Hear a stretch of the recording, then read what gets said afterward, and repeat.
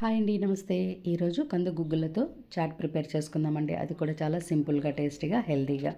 చాలామందికి కందిపప్పు తెలుసు కానీ కందులు తెలియదండి. కందులు ఇలా ఉంటాయి. వీటిని శుభ్రంగా ఏరేసుకొని 6 గంటల సేపు నానబెట్టుకోవాలండి.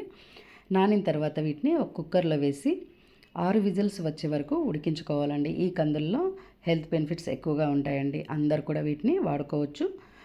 చూడండి, ఇప్పుడు ఈ కంది గుగ్గులు ఉడికిపోయాయి. వీటిలో నీళ్ళన్నీ వార్చేసుకోవాలండి. ఈ వార్చేసిన నీళ్ళతో కందికట్టు చారు చేస్తారండి. అది కూడా చాలా బాగుంటుంది. ఇప్పుడు మనము ఈ చారు ప్రిపరేషన్ కోసం మసాలాలన్నీ ఇలా రెడీగా పెట్టేసుకోవాలి.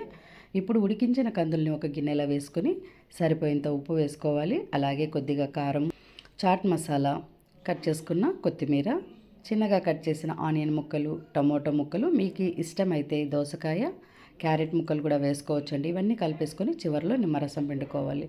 అంతే అండి, చాలా టేస్టీగా ఉండే కందుల చాట్ తయారవుతుంది.